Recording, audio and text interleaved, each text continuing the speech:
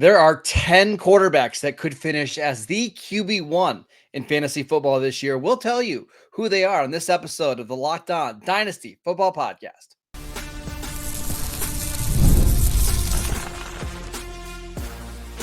You are Locked On Dynasty Football, part of the Locked On Podcast Network. Your team every day. Here are your hosts, Marcus Mosher and Kate Madjuk. Welcome back to the Locked On Dynasty Football Podcast, part of the Locked On Podcast Network, your team every day. We'd like to thank you for making us your first listen of the day. Today's episode is brought to you by FanDuel. Make every moment more. Right now, new customers can get $200 in bonus bets with any winning $5 bet.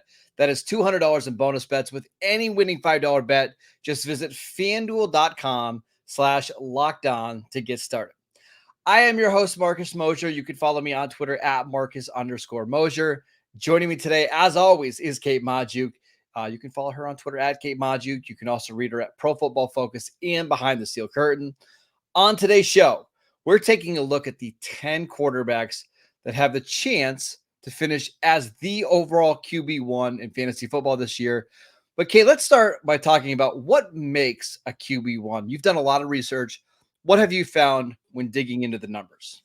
It's fascinating, Marcus. You have to be a really good quarterback to finish as the QB1 in fantasy. No surprises there, but we took a look back over the past 10 NFL seasons to just kind of get a feel for what kind of numerical season averages out for the overall QB1. Now, we did this based on fantasy points per game, minimum 12 starts. So there were a couple of QB1s that got disqualified. I think Deshaun Watson in 2017, Dak Prescott, I believe in 2020, if I'm not mistaken, got disqualified, even though they would have technically been the QB1 in fantasy points per game just due to injury. But in general, what we're looking at is an average of 4,200 passing yards, 35.8 passing touchdowns, 569 rushing yards, and 6 touchdowns on the ground. So I think what we're starting to see, especially over the past few seasons, is that importance of the rushing element to this game. And the fact that it really is a cheat code. Let's take a look back at the most recent averages in fantasy points per game. Josh Allen has been the QB1 in fantasy points per game in 2 out of the last 3 seasons, and a big part due to his rushing production. Jalen Hurts, despite having, a fairly, disappointing passing stat line, had 3,700 passing yards, 22 passing touchdowns, still finishes the QB1 in fantasy points per game. And that was because he posted 760 rushing yards and 13 touchdowns. So fascinating to see how, we're really shifting from, these situations where maybe the proficient passers of the league, like Aaron Rodgers and a Russell Wilson, who, even he had that nice rushing element to his game, but rushing is dominating in the past couple of seasons. It really is. And for me, the number one number that I come back to is the touchdowns, where basically you need to be able to score 40-ish touchdowns a season, right? And when you start looking at that number, 40 touchdowns is a lot. There's only a certain number of quarterbacks that could get there. We're going to get to some of the names here in a little bit. But that's a lot, Kate. You can't be a bad or even an average quarterback and score 40 touchdowns in a season. Then on top of the yards, you're really looking at what we had to combine 4,200 passing yards, basically 550 rushing yards a season. I'm looking at quarterbacks that can rack up 4,800 total yards in a season. And when you have those two criterias, right, it's really, really hard to envision many quarterbacks, accomplishing that. So it's why we've been able to narrow this list down to about 10 names or so. And even the last couple names, which again, we'll get to, where you have to squint a little bit to get there. I think that's fair. And we're kind of, we're doing this as a fun little exercise, but I want to keep going back to that rushing upside. A great portion of the recent fantasy finishers have had 500 plus rushing yards. That seems like kind of a benchmark now. And if you're not going to have 500 plus rushing yards, you need to be one of the most proficient passers. And I'm talking a 6 or greater touchdown to interception ratio as a passer. That's going to kind of offset maybe some of that lack of rushing upside. So when we're going through and, doing this exercise, who has these traits that can perform as the overall QB1? We're obviously going to look at the guys who have done it before, but I think you're going to find in this list of maybe dark horse candidates to finish as the QB1, you either have to be the most proficient of passers or have that rushing upside. And that is going to be the common thread throughout this entire show. Yeah, I don't see anymore how you can be the QB1 and not have at least like 400 or 500 rushing yards, just because what we've seen over the last couple of years, like take Josh Allen. Josh Allen almost every year is going to give you 500 rushing yards. He's going to give you 4,500 or sorry, like 4,300 passing yards and then 40 touchdowns. That to me is almost like that you have to surpass those numbers in order to be a QB1. Josh Allen has been pretty consistent over the last like 5 years in being able to put up that total and those touchdowns. For you to be a QB1, you've got to put up better numbers than that. And I think the days, Kate, of the Aaron Rodgers, like go back to 2014. Aaron Rodgers was the QB1 that season. He had 38 passing touchdowns, 4,300 passing yards, but only 269 rushing yards. Like, I don't think that season anymore is going to be anywhere close to the QB1. You almost have to be a dual threat quarterback in order to have a chance of being that guy. Yeah, again, like any sort of lack of rushing upside here, you're going to need to make up with, incredible production through the air here. You better And have I'm like not going to give away our 45 list. I'm plus not going to give. touchdowns to do it. Yes, absolutely. And that's why it's going to be so difficult for a lot of these pocket passers to do it. Now, we will mention somebody like Dak Prescott last year, who was really, he's a pocket passer now. He finished as QB3 in the best season of his career, and it still wasn't enough because he just doesn't have that rushing upside. So keep that in mind if you're thinking about some of these stationary quarterbacks. In order for them to be the QB1, they basically have to set records. So they have to be legitimate MVP type candidates where you're throwing for 45 touchdowns and you're exceeding 5,000 passing yards to get that done, which is basically my roundabout way of saying it's not going to happen. I don't know. I'm going to maybe make the case for Dak Prescott here in a little bit, not to give too much away here That's all right. into the coming segments. All right, let's talk about the quarterbacks who have already done it and some easy QB1 options for the 2024 season. We will get to that next. This episode is brought to you by FanDuel. Summertime means baseball, the NBA Finals, and so much more. And you can bet it all on FanDuel right now. New customers get $200 in bonus bets with any winning $5 bet. That is $200 that you can use to bet on everything from the Finals MVP, still really like Jaylen Brown, by the way, to who's going to hit one out of the park. Just visit FanDuel.com/lockedon and bet and make a big win and get it done for your summer bucket list. Go check out the NBA Finals line tonight. We've got Game 5 tonight in Boston. Kind of like the Celtics to win. Unfortunately, again, Jaylen Brown, my favorite to win the MVP. He's a big favorite right now. We'll see how that ball plays out. But go visit FanDuel.com right now and use the promo code LOCKEDON. Again, it's America's #1 sportsbook. Check out all their great odds and enjoy the game tonight, everybody. Welcome back to the Locked On Dynasty Football Podcast. Are you watching Fox Sports or ESPN on your TV all day? Are you having to turn down the volume because of all that shouting? Make the switch to Locked On Sports today, a free 24/7 sports streaming channel program for you every day to bring you the biggest stories without all that unnecessary screaming. Locked On Sports today brings you can't-miss analysis, opinions, and news, streaming 24/7 on YouTube or on the free Amazon Fire TV channels app. Part of the Locked On Podcast Network, your team every day. All right, we are back discussing who could be the overall QB1 in fantasy football this year. Okay, let's look at the no-brainer contenders for this. Yeah, there are some guys that, I mean, you're not even going to really question. These are going to be the quote unquote easy QB1s. And Marcus, that is for the sole reason that these guys have already done it. We're talking Josh Allen, Patrick Mahomes, Jalen Hurts, and Lamar Jackson. Now, I think everybody, again, not going to be surprised if any of these guys finish as the overall QB1. Josh Allen has been the overall QB1 in 2 out of the past 3 seasons. Patrick Mahomes, the overall QB1 in the 2018 and 2020 seasons. So they're the only guys on this list who have done it twice. Can they make it a third? I don't know. Lamar Jackson finished as the overall QB1 in 2019, and Jalen Hurts, of course, in 2022, where he absolutely dominated despite that kind of, lackluster passing stat line. He made up for it on the ground. Now, this is the list that, again, nobody's going to have any question marks. This is not a spicy list, but I do want to look at these names and say, based on their current situation, we know it's in the realm of possibility, but which of these quarterbacks is in the best position? Because Josh Allen lost his number 1 target. Patrick Mahomes, coming off a pretty productive season as a rusher and got a couple upgrades here in the passing game.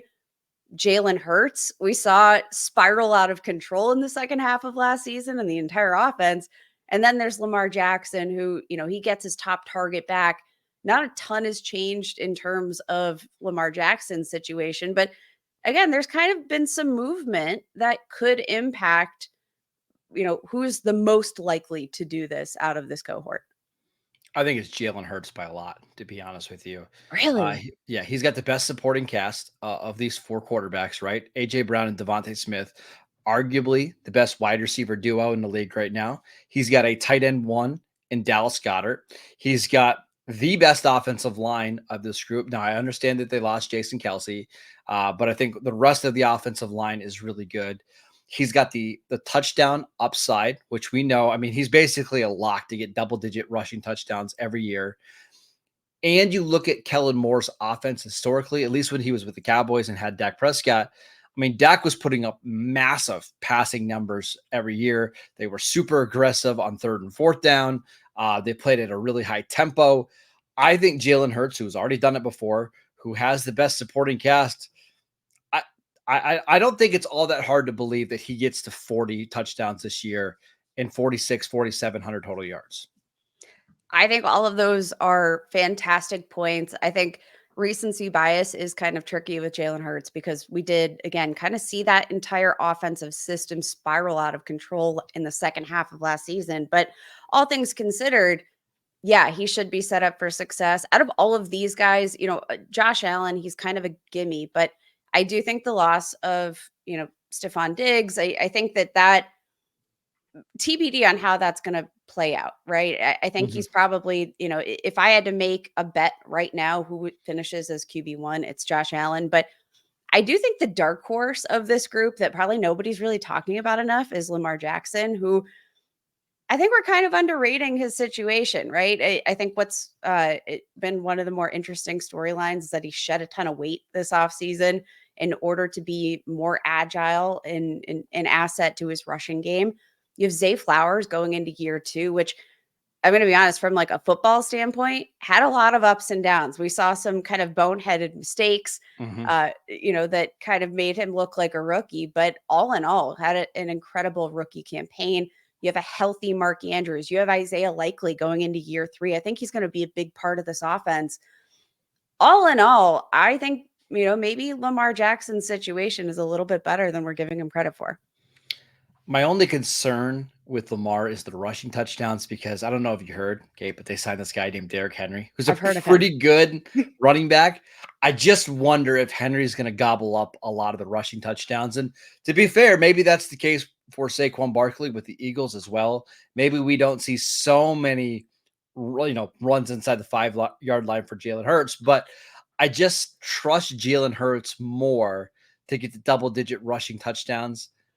Plus, I also just trust the weapons more. As much as I love Zay Flowers and as much as I really like Isaiah Likely, I think the combination of A.J. Brown and Devontae Smith and Dallas Goedert just wipes away whatever the Ravens have. So I could see Lamar doing it because he's that type of dude. He could absolutely have one of those seasons. He's already done it before. But I think Hurts is my favorite bet here to do it again. I think I think it's fair. I mean, the wide receiver duo, there's no doubt that he's got the most tools to do it. Obviously, shakeups on the offensive line, we'll see how that impacts things. But even from a rushing standpoint, I think Saquon Barkley, an upgrade over DeAndre Swift at this point, based on what we saw last year and where they're at in their careers. Um, so there are a lot of variables here, but in terms of supporting cast, there's no doubt you've got to really like what's around Jalen Hurts in the passing game specifically, because that trio of Dallas Goedert, AJ Brown, Devonta Smith, that it's very good. Hard to beat. All right, let's make the case for Patrick Mahomes, because I think a lot of dynasty managers just put Patrick Mahomes at their top of their dynasty rankings because he's the best quarterback in the league. He's finished as the QB1 twice. How does he get back to being the highest scoring fantasy quarterback? I think it's with the weapons that they've surrounded him with. I think this is easily the best group of weapons he's played with in the past couple of years since the departure of Tyreek Hill. Don't really have a true number one wide receiver at this point still. I think, Marquise Brown, we've heard a lot of really positive things coming out of OTAs, mini camp. Obviously you have an aging Travis Kelce, which is kind of a question mark. So TBD on how they're going to decide to utilize him, especially after kind of an injury-riddled season that we saw him kind of wear down last year. Yep. Maybe they just kind of reserve him for these special packages and, try to use him heavily inside the red zone, which is where we know they have that kind of tried and true connection. Rashee Rice, I think, is probably the biggest X factor at all for Patrick Mahomes, in the fact that he needs to be on the field if Patrick Mahomes is going to be the overall QB1. Because I do think the assets that they've drafted between, Xavier Worthy and then Rashee Rice last year in the second round, Marquise Brown, I think all of these guys have variable skill sets, but I do think that they're going to complement each other best when they're all in the field running routes at the same time to give Patrick Mahomes a ton of options. I just think he needs one of Xavier Worthy or Hollywood Brown to stay healthy, because if they can have that deep threat that forces teams to play cover two, and they can just, dink and dunk the ball all the way down the field and rack up that volume, they're going to be fine. They just didn't have that receiver last year that threatened teams at all down the field. I think, and I do think that limited Mahomes' overall upside on a week-to-week basis. He had and over the past couple of seasons, he has had a relatively low average depth of target in comparison to quarterbacks throughout the league. So, when you are dinking and dunking, which, to be honest, like, he has taken what defenses have given him, and he had no choice last year. That's what he had to do. Yeah, he's doing what he has to do. But if they can stretch the ball down the field a bit deeper, that is going to limit or greatly exaggerate the upside that we've probably seen from Patrick Mahomes. He's QB1, QB2 in Dynasty, depending on your rankings. He's my QB2, but I think a lot of that just comes from the level of safety, right? Like, yes, you just know that he's going to be. That is what you're drafting Patrick Mahomes for. Yes. All right, let's talk about some outside the box candidates to finish as the QB1, because everybody knows Josh Allen, Patrick Mahomes, Hurts, and Lamar Jackson. They're the real contenders. Let's get into the sleepers. We will get to that next.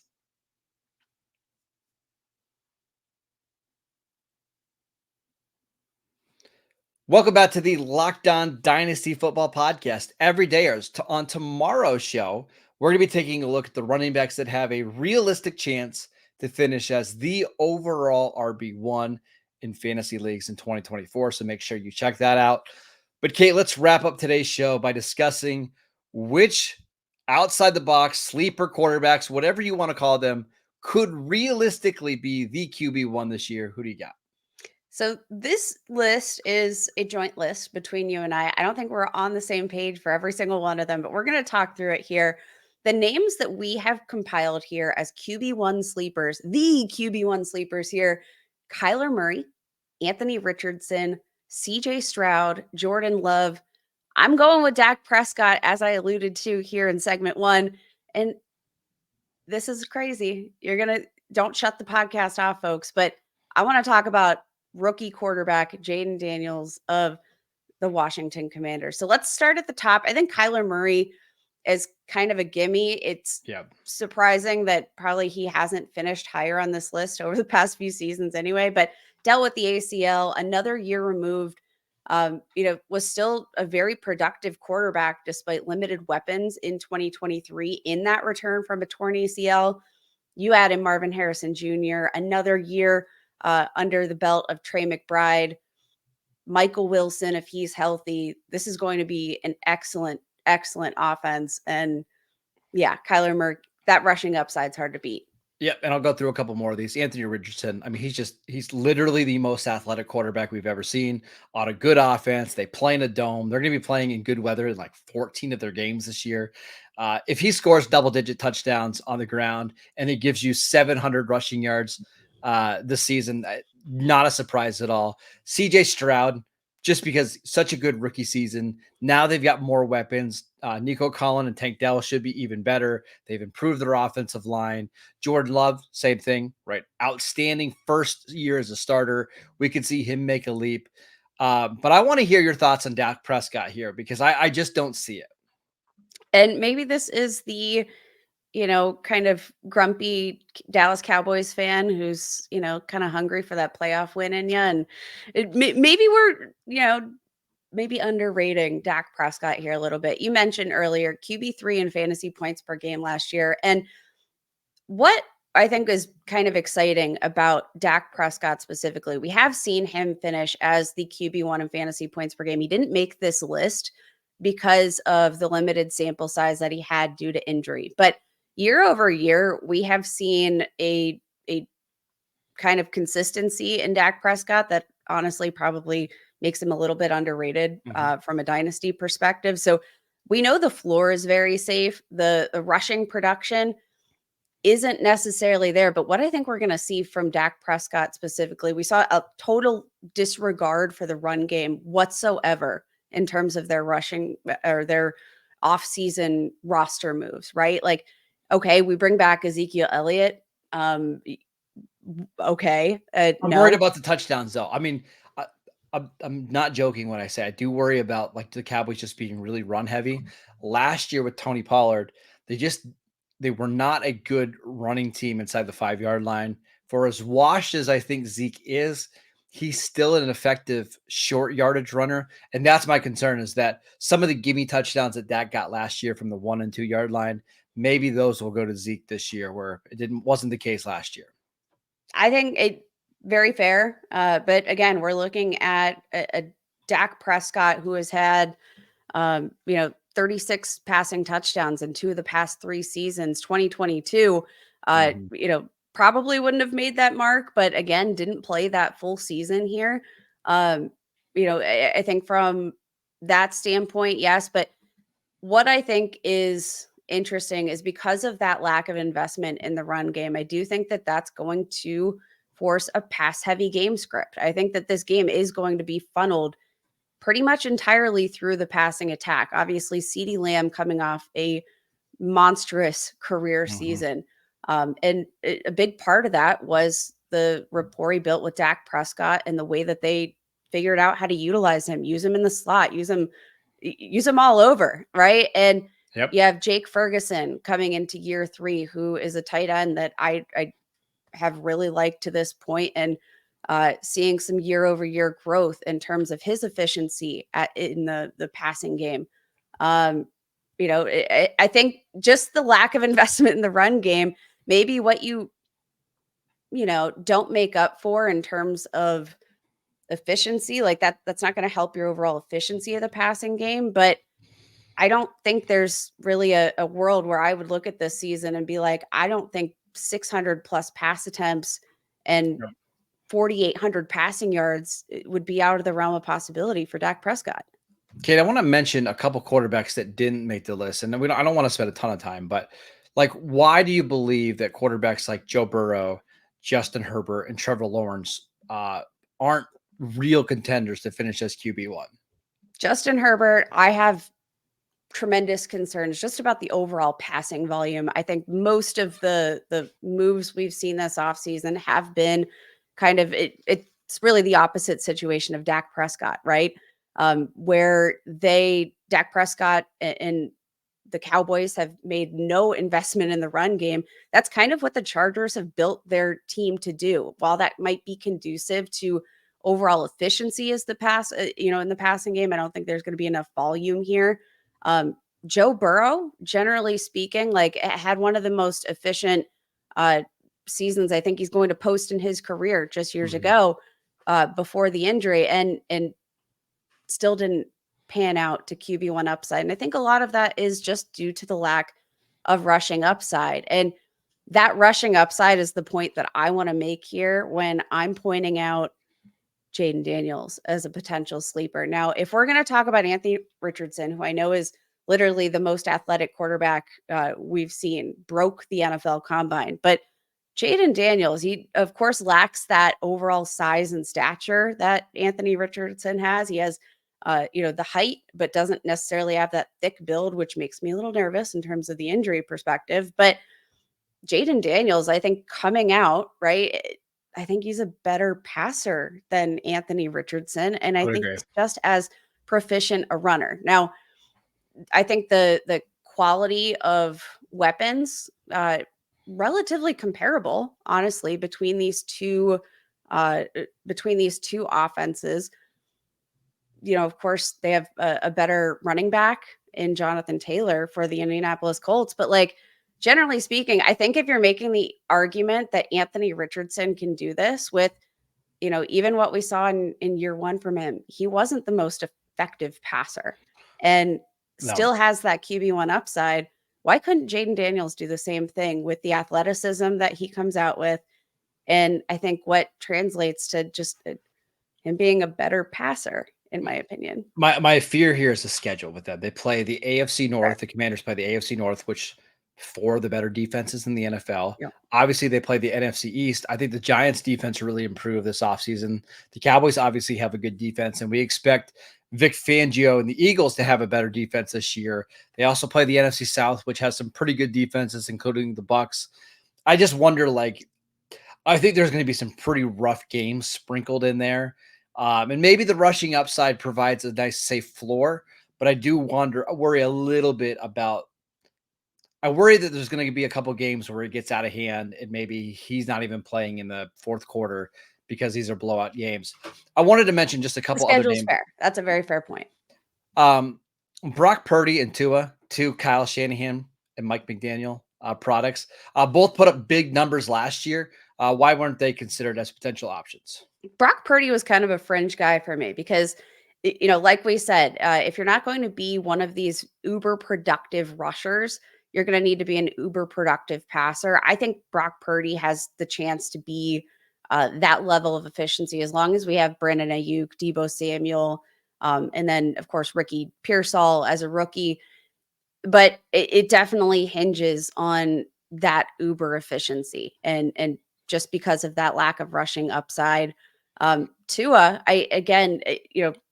one of the most efficient passers in the league, but under ideal circumstances, he was pretty much useless for fantasy football last year. And I know the passing metrics are off of the charts, but that still didn't translate to fantasy production. I think a big part of that, again, comes down to that lack of rushing upside.